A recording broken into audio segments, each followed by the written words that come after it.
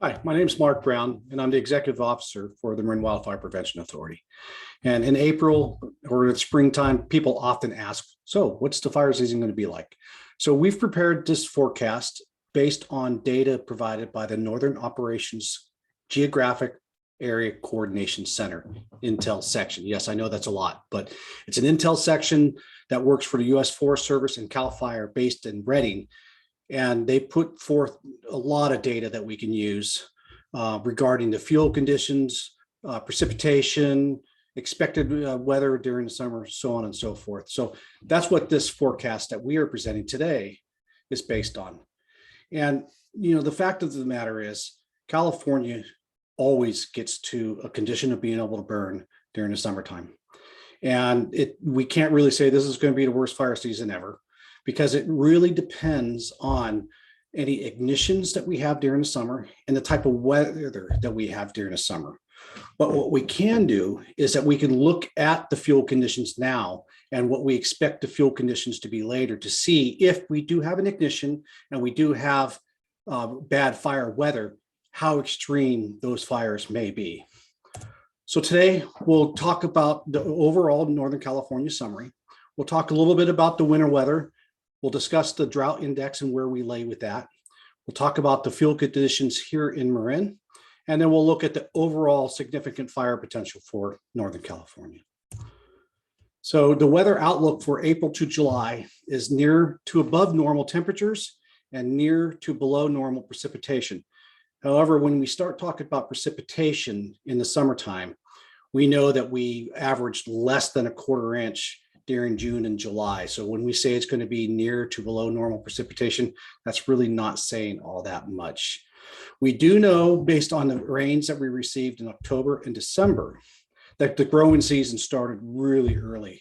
And then we had a dry period in January. So we have much earlier flammable fuel conditions earlier than we normally do. We also have a mosaic of fuel conditions, some fuels being dry and ready to burn, some not, and that ranges from the lower to the higher elevations. And so for May through July, we could see an early start to a significant portion of our fire season. And then significant fire potential is normal in all areas in April, and we'll talk a little bit more about that later. And then increase into above normal in May and June, and then more continued increased fire potential, significant fire potential for July. And as you may be picking up, this forecast is for the window of April through July. And the Northern Operations Geographic Area Coordination Center will issue a new forecast in a few months for August through the end of October. So as you know, we had some very heavy rain in October and again in December. But it was really, it was a great year for reservoirs, but it really wasn't all that great of a year for our fire fuels, because our fuels are specifically the fuels that are on the ground. They can only absorb moisture so fast. And so when we received all that rain in such a short amount of time, it really exceeded the amount that those fuels can absorb. And much of it was runoff and went straight into our reservoirs, which is good for that, for our drinking water supplies here in Marin, but not necessarily great and conducive to getting our fuels to a spot where they are not critically dry. And then we had that really long dry period through July and February, or January and February. And that just really caused our fuels to dry out and get to below average conditions. But with the rain that we've had recently, they've started to rebound, and we'll show you some graphs that display that here in a little bit. Our reservoir levels look great. However, our groundwater isn't all that great right now.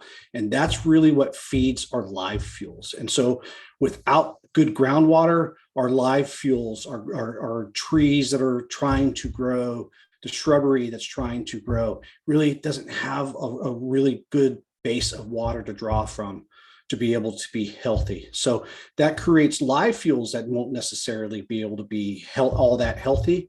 The live plants that do get consumed during fires.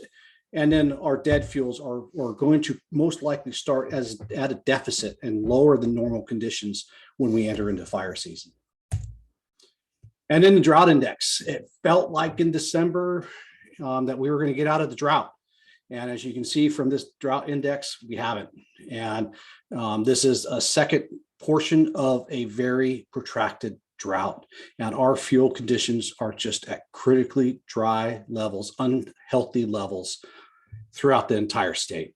And you can see that Marin was fortunate and dropped from extreme drought to severe drought. But the fact of the matter is, Marin is still in what is considered to be severe drought conditions.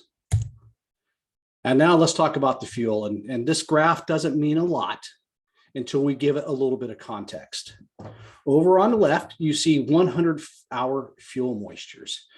In the wildfire business, we like to classify our fuels by the time it takes for them to absorb moisture. So 100-hour fuel moisture class is dead fuel that's lying on the ground that's between 1 inch and 3 inches in diameter.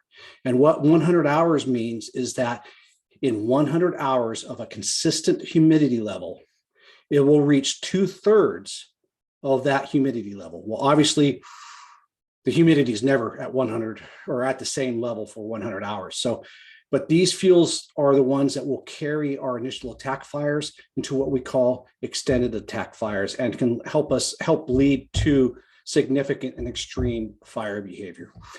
At the beginning of this graph, you see this blue chart here. That is this year's fuel moistures. The gray that you see in here is average, and then the red is the historically low levels. So you could see the effects of the rain that we had in December, but then with that protracted drying period, you could see the 100-hour fuels plummeted and a very steep dive. And as we went through February and into March, there were times that we were below historically low levels. And then with the small storm systems that we have had, you've seen spikes. And now you've seen the last spike from a recent storm that we've had. It's starting to drop, but fortunately we do have another storm system coming by. But you can see how fast these levels plummet when the rain starts.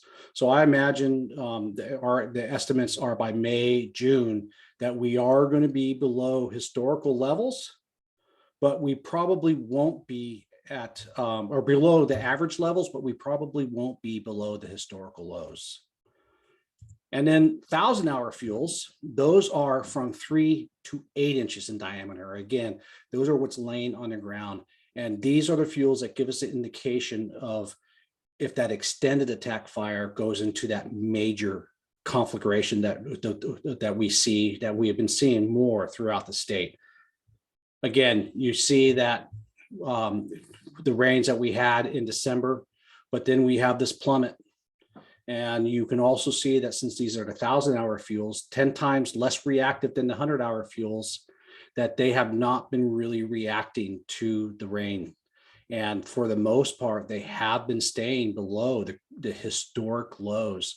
These last recent storms have brought us up, but you can see that they are still below our averages.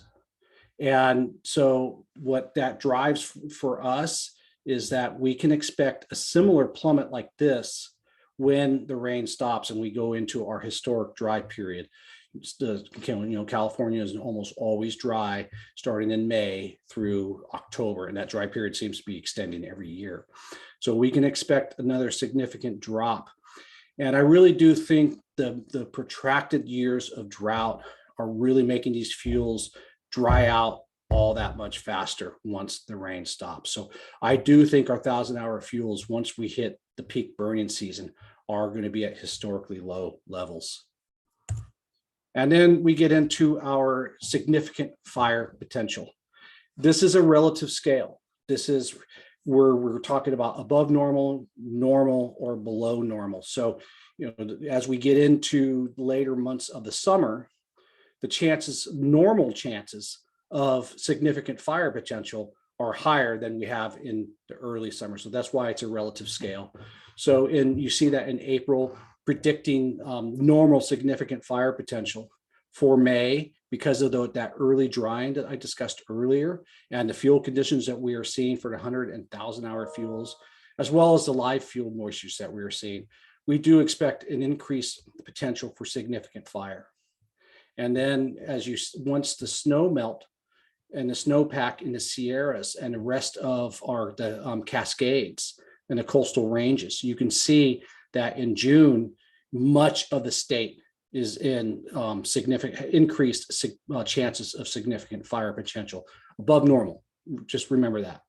And then for July, you can see that the Bay Area, for the most part, drops out of above normal chances, but it's in normal chances. But again, this is a relative scale. And so that means normally the Bay Area in July is already at a fairly high risk of significant fire potential. So saying that we're normal isn't all that great of news.